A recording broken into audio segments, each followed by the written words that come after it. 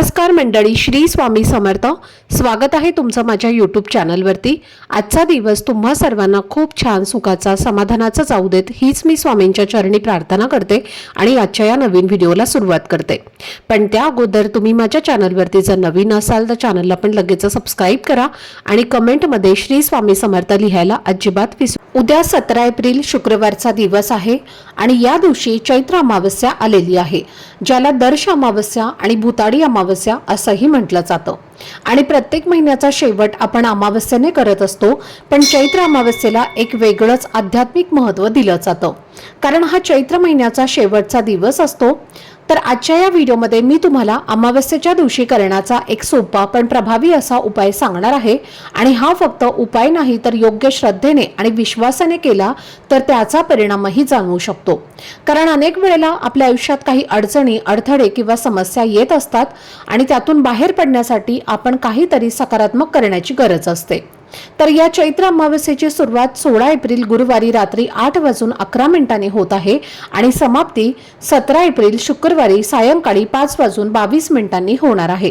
त्यामुळे उदय तिथीनुसार आपण ही अमावस्या 17 एप्रिललाच पाळणार आहोत। आणि या दिवशी जे काही स्नान, दान किंवा उपाय करायचे असतील तर ते याच दिवशी करणं योग्य मानलं जातं। उद्या आपण दही भाताचा एक साधा पण पूर्ण प्रभावी असा उपाय करणार आहोत, जो पारंपरिक श्रद्धेनुसार पितरांच्या स्मरणाशी जोडलेला आहे। आणि अनेकांना वाटतं की अशा दिवशी केलेल्या साध्या कृतीमुळे मनाला शांती मिळते, तसेच घरात सकारात्मक वातावरण निर्माण होण्यास मदत होते। आपल्या आयुष्यात कधी कधी सतत अडचणी येतात, घरात तणाव वाढतो, मेहनत करूनही अपेक्षित यश मिळत नाही किंवा पैसा टिकत नाही।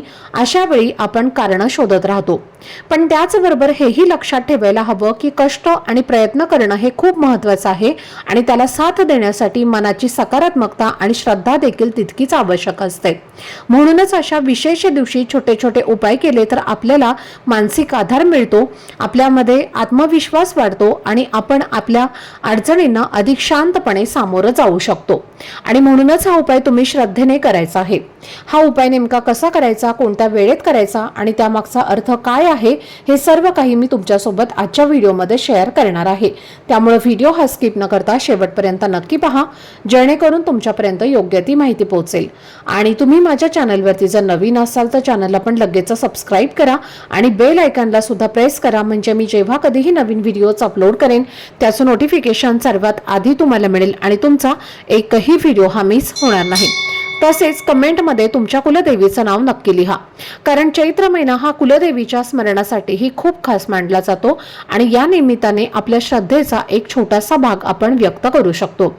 तर आजच्या या व्हिडिओमध्ये मी तुम्हाला काही अतिशय सोपे, सात्विक आणि प्रभावी असे उपाय सांगणार आहे। आणि हे उपाय जर तुम्ही मनापासून श्रद्धेने आणि भक्तिभावाने केले तर त्याचा सकारात्मक अनुभव तुम्हाला नक्की जाणवेल। कारण अशा गोष्टींमध्ये सर्वात महत्त्वाची असते ती म्हणजे आपली भावना आणि विश्वास।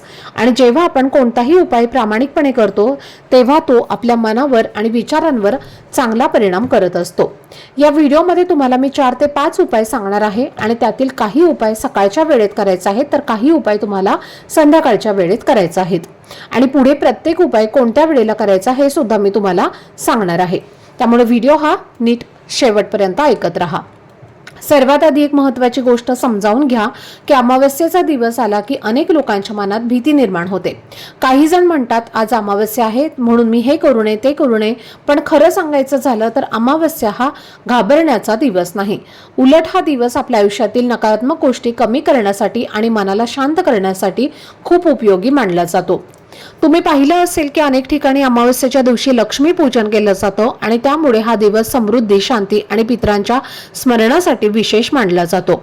आणि विशेष करून चैत्र अमावस्या ही पितरांना समर्पित मानली जाते, त्यामुळे या दिवशी त्यांचे स्मरण करणं, कृतज्ञता व्यक्त करणं आणि त्यांच्या आशीर्वादाची प्रार्थना करणं याला खूप महत्त्व दिलं जातं। असं म्हटलं जातं की या काळात आपल्या पूर्वजांच्या स्मरणासाठी केलेले छोटे छोटे प्रयत्न देखील मनाला समाधान देतात आणि घरामध्ये सकारात्मक वातावरण निर्माण होण्यास मदत करतात। आणि म्हणूनच आपण हे उपाय करणार आहोत। हे उपाय तुम्ही वेगवेगळ्या कारणांसाठी करू शकता, जसं की घरात सतत तणाव जाणवत असेल, तुम्ही काही कारण नसताना जर तुमचं मन अस्वस्थ होत असेल, वारंवार आजारपण येत असेल, मुलांच्या गोष्टी जमत नसतील किंवा कधी कधी असं वाटत असेल की घरातील शांती आणि आनंद कमी झाला आहे, तर अशा वेळी हे उपाय मनाला आधार देणारे ठरू शकतात। तसेच काही वेळेला आपल्याला असं वाटतं की मेहनत करूनही अपेक्षित यश मिळत नाही किंवा जीवनात अडथळे येत आहेत, अशा वेळी घाबरून न जाता शांतपणे सकारात्मक मार्गाने प्रयत्न करणं हे महत्त्वाचं असतं आणि हे उपाय याच दृष्टीने तुम्हाला मदत करू शकतात। आता मी तुम्हाला जो पहिला उपाय सांगणार आहे तो तुम्हाला अमावस्येच्या दिवशी संध्याकाळी करायचा आहे आणि हा उपाय तुम्ही संध्याकाळी 6 वाजल्यापासून ते रात्री 12 वाजेपर्यंत कोणत्याही वेळेमध्ये करू शकता। फक्त तो करताना मन शांत एकाग्र ठेवणं हे खूप गरजेचं आहे। उपाय करण्यासाठी तुम्हाला अळणी भात शिजवायचा आहे। उपाय करण्यासाठी जेवढा भात लागणार आहे तेवढाच भात तुम्हाला शिजवायचा आहे, कारण हा भात उरला तर आपण खाणार नाही, तो टाकून द्यावा लागेल, म्हणून वाटीभर भात होईल एवढेच तांदूळ तुम्हाला शिजवायचे आहेत। हे शिजवताना त्यामध्ये चुकूनही तुम्हाला तेल मीठ घालायचं नाही, अळणी भात शिजवायचा आहे। त्यानंतर काय करायचं आहे, एक छोटीशी वाटी घ्यायची आहे, स्टीलची घ्या, त्यामध्ये थोडंसं पाणी लावायचं आहे आणि त्यामध्ये हा भात तुम्हाला काढून घ्यायचा आहे। त्यानंतर एखादा द्रोण किंवा पत्रावळी घ्यायची आहे किंवा एखादा वहीचा पुठ्ठा किंवा पेपर घेतला तरीही चालेल आणि त्यावरती तुम्हाला हा जो अळणी भात आहे तर तो पलटी करून टाकायचा आहे। म्हणजे या भाताची एक तुम्हाला मूठ तयार करायची आहे, म्हणजेच गोलाकार हा जो भात आहे तर तो तुम्हाला येईल अशा पद्धतीने टाकायचा आहे। तर भात तुम्हाला वाटीमध्ये काढून पहिल्यांदा तुम्हाला पत्रावळीवरती किंवा पुठ्ठ्यावरती टाकायचं आहे आणि त्यानंतर त्या भाताच्या वरती तुम्हाला 1 ते 2 काळे बिब्बे जे असतात तर ते ठेवायचे आहेत। आता हे बिब्बे कुठे नक्की मिळतील, तर किराणा मालाच्या दुकानामध्ये सुद्धा तुम्हाला हे बिब्बे मिळतील किंवा कुठेही पूजा साहित्य मिळतं तिथे सुद्धा तुम्हाला हे बिब्बे मिळून जातील। 1 किंवा 2 काळे बिब्बे तुम्हाला यावरती ठेवायचे आहेत आणि त्यासोबतच एक काळा कोळसा जो आहे तर तो सुद्धा तुम्हाला ठेवायचा आहे। काळा कोळसा नसेल तर जी काळी मोहरी असते तर ती ठेवली तरीही चालेल। चिमूटभर काळे तीळ टाकायचे आहेत आणि 1 चमचाभर दही तुम्हाला वरती टाकायचं आहे। त्यानंतर हा जो भात आहे किंवा ही जी पत्रावळी आहे ज्यावर तुम्ही भात ठेवलेला आहे तर ती पत्रावळी किंवा तो पुठ्ठा तुम्हाला तुमच्या हातामध्ये घ्यायचा आहे आणि तुमच्या घराच्या 4ही कोपऱ्यांमध्ये किंवा तुमच्या घरामध्ये जेवढे कोपरे असतील त्या कोपऱ्यांमध्ये तुम्हाला हे जे ताट आहे किंवा हा जो भात आहे तर तो तुम्हाला फिरवायचा आहे। जसं की आपण एखाद्याची दृष्ट काढतो ना, 7 वेळेला उतरवतो, अगदी त्याच पद्धतीने तुम्हाला घरामध्ये जेवढे काने कोपरे आहेत तर त्या सर्व कोपऱ्यांमध्ये तुम्हाला हा भात घेऊन जायचा आहे आणि तो फिरवायचा आहे। तुमच्या घरामध्ये म्हणजेच तुम्हाला जे काही सांगायचं आहे किंवा हा प्रयोग करताना जसं की बघा दृष्ट लागलेली आहे, कोणाची वाईट नजर लागलेली आहे तर ती निघून जाऊ दे, काही इडापिडा दरिद्रता असेल, अलक्ष्मी असेल तर ती निघून जाऊ दे किंवा ज्या गोष्टींसाठी तुम्ही हा उपाय करत आहात तर त्या गोष्टींचा उच्चार तुम्हाला मनातल्या मनात करत राहायचा आहे आणि त्यानंतर तुम्हाला हे सगळं साहित्य घेऊन पाण्याच्या ठिकाणी जायचं आहे। पाण्याचं ठिकाण म्हणजे आपलं जे बाथरूम असतं जिथून पाणी बाहेर जातं तिथे तुम्हाला एखादा स्टूल वगैरे ठेवायचा आहे किंवा बादली पालथी घालून त्यावरती तुम्हाला हे जे ताट किंवा हा जो भाताची पत्रावळी आहे तर तो रात्रभर तसाच ठेवून द्यायचा आहे।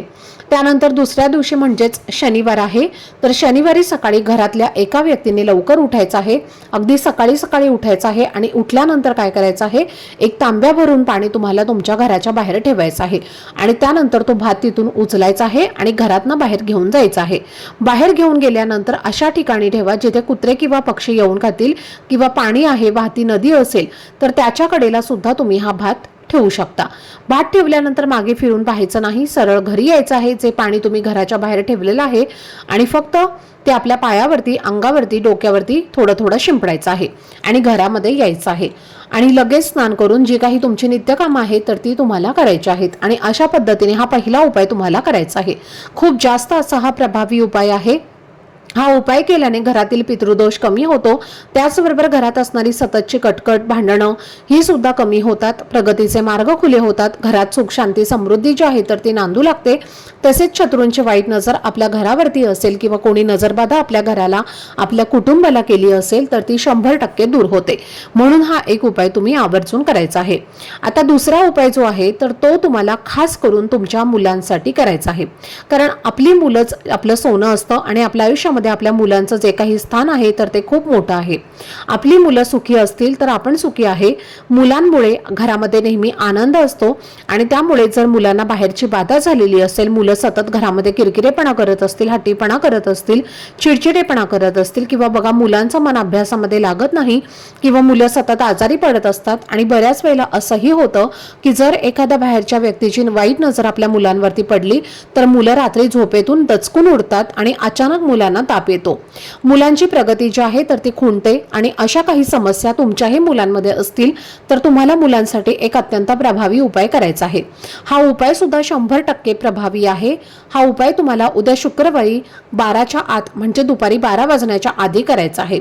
12 वाजण्याच्या आत तुम्हाला का करायचं आहे तर तुम्हाला थोडासा भात शिजवायचा आहे, अळणी भात शिजवायचा आहे, ज्यामध्ये मीठ तेल टाकायचं नाही।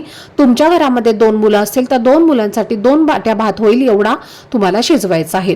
आणि त्यानंतर भात शिजवला की एका वाटीमध्ये काढून घ्या, त्यावरती तुम्हाला फक्त 1 चमचाभर दही घालायचं आहे आणि फक्त हा जो भात आहे तर तो आपल्या मुलांवरनं ज्या प्रकारे घड्याळाचा काटा फिरतो अगदी त्याच प्रकारे 7 वेळेला तुम्हाला ओवाळून घ्यायचं आहे, किंवा तुम्ही डोक्यापासून ते खाली पायापर्यंत 7 वेळेला उतरवून घेऊ शकता। जसं तुम्हाला योग्य वाटेल तसं तुम्हाला करायचं आहे। आणि त्यानंतर हा भात तुम्हाला बाल्कनीमध्ये जर कावळे पक्षी येत असतील तर तिथे सुद्धा तुम्ही एखादा पेपर टाकून त्यावरती हा भात तुम्हाला त्यांना खाण्यासाठी ठेवायचा आहे। तर जसं तुम्हाला जमेल तसं त्या पद्धतीने तुम्हाला करायचं आहे। आता जर तुमच्या बाल्कनीमध्ये असे पक्षी वगैरे येत नसतील किंवा मग तुमच्या अंगणामध्ये सुद्धा तुमच्या घरामध्ये अंगण असेल तर तुम्ही तिथं सुद्धा पक्ष्यांसाठी ठेवू शकता, टेरेसवरती सुद्धा ठेवू शकता, किंवा घराच्या बाहेर जाऊन तुम्ही कुत्र्यांना खाऊ घातलं तरी सुद्धा चालेल। जे तुम्हाला कन्व्हिनियंट आहे त्या पद्धतीने तुम्हाला करायचं आहे। आता घरामध्ये 2 मुलं असतील तर 2 मुलांसाठी वेगवेगळा भात घ्यायचा आहे। एका मुलावरनं तुम्ही भात उतरवल्यानंतर दुसऱ्या मुलासाठी तो पुन्हा वापरायचा नाही आणि अशा पद्धतीने मुलांसाठी हा एक उपाय नक्की करा। हा उपाय केल्याने नक्कीच तुम्हाला तुमच्या मुलांमध्ये जे काही चांगले बदल आहेत तर ते जाणवतील। मुलांचा हट्टीपणा तापटपणा जो आहे तर तो कमी होईल। जर नजरदोष कोणाची लागली असेल तर ती सुद्धा नष्ट होईल। यानंतर पुढचा उपाय जो तुम्हाला मी सांगणार आहे तर हा उपाय तुम्ही दिवसभरामध्ये कधीही करू शकता। तर काय करायचं आहे, थोडासा दही भात घ्यायचा आहे, अळणी भात घ्यायचा आहे, त्यावरती दही टाकायचं आहे आणि त्यानंतर नारळाची करवंडी घ्यायची आहे। आता करवंडी म्हणजे काय तर पहा, नारळ फोडल्यानंतर आपण खोबरं काढलं की जी करवंडी शिल्लक राहते म्हणजे वरचं जे आवरण असतं त्याला करवंडी असं म्हटलं जातं। तर त्यामध्ये तुम्हाला हा भात भरायचा आहे आणि त्यानंतर हा भात आपल्या घराच्या मुख्य प्रवेशद्वारावरनं ज्या प्रकारे घड्याळाचा काटा फिरतो त्या प्रकारे 7 वेळेला ओवाळून घ्यायचा आहे आणि घराच्या बाहेर जाऊन तो तुम्हाला पक्ष्यांना किंवा कुत्र्यांना खाऊ घालायचा आहे। आता हा उपाय जर आपण केला ना तर आपल्या घरामध्ये कोणत्याही वाईट गोष्टी ज्या काही आहेत तर त्या येत नाहीत, कारण आपल्या घराचं सर्वस्व हा आपल्या घराचा मुख्य दरवाजा असतो। तिथूनच चांगली लोक, वाईट लोक, लक्ष्मी अलक्ष्मी येत असते। आणि अमावस्येला जर हा उतारा आपण आपल्या घराच्या मुख्य प्रवेशद्वारावरनं केला तर आपल्या घरामध्ये कोणतीही नकारात्मक ऊर्जा किंवा जी काही वाईट शक्ती आहे तर ती येत नाही। तर हा एक उपाय देखील तुम्ही उद्या करू शकता। तर हे सर्व उपाय जे आहेत तर ते अत्यंत प्रभावी आणि सात्विक आहेत आणि हा उपाय केल्याने नक्कीच तुम्हाला फायदा होणार आहे। तर ही अत्यंत महत्त्वाची माहिती मला तुमच्यापर्यंत शेअर करायची होती। आजचा हा व्हिडिओ जर तुम्हाला आवडला असेल तर व्हिडिओला लाईक करा, चॅनलवरती नवीन असाल तर चॅनलला सबस्क्राईब करा आणि हा व्हिडिओ आपल्या मित्रपरिवारासोबत जास्तीत जास्त शेअर करा। चला तर मग भेटूया पुढच्या व्हिडिओमध्ये। तोपर्यंत सर्वांना श्री स्वामी समर्थ।